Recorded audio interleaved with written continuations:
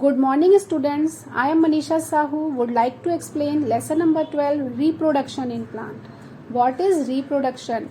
The production of new individual from their parents is known as reproduction. There are several ways by which plant produce their offspring. So we can categorize the reproduction in two parts, asexual and sexual reproduction. In asexual reproduction, plant can give rise to new plant without seed. But in sexual reproduction, plants are obtained from seeds. So we will learn different modes of asexual reproduction. The first mode of asexual reproduction is vegetative propagation. What is vegetative propagation? Sometimes a new plants are produced from root, stems, leaves and buds. So this process is called vegetative propagation, and that part, root, stem, leaves and buds, this is called vegetative part. Sometimes we can grow plant by their stems. The example is money plant, rose, champa and potato. Sometimes roots of some plants can also give rise to new plants like sweet potato and dahlia. And sometimes we can grow plant by their leaf. Sometimes the bud is present in the leaf and we can grow new plant by the leaf. The best example is bryophyllum.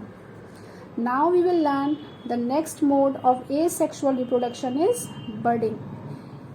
As we know, yeast is a single cell, microscopic, very tiny organism. So in yeast, the bulb-like projection like bud come out and it's separate from the parent cell and form a new yeast cell. So we can see reproduction in yeast by budding. Now we will learn a next mode of asexual reproduction is fragmentation. You must have heard the name of algae and Spirogyra. So algae and Spirogyra, they break up into two or more fragments and each fragment grow into new individual.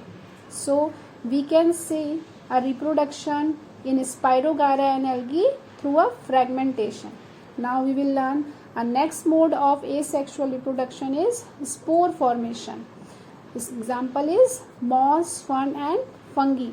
Moss, fern and fungi, they reproduce through a spore formation.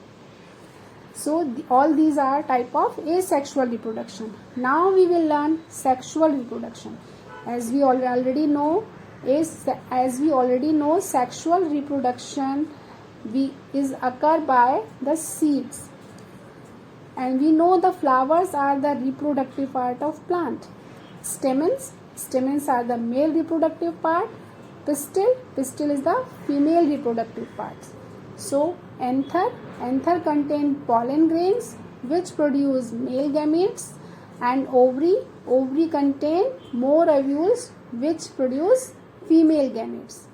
So the transfer of pollen grains from anther to stigma is called pollination. So through a pollination, the pollen grains transfer from anthers to stigma.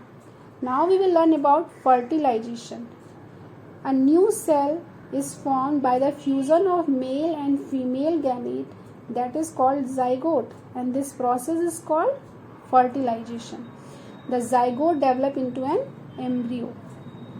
Now we will learn about seed dispersion.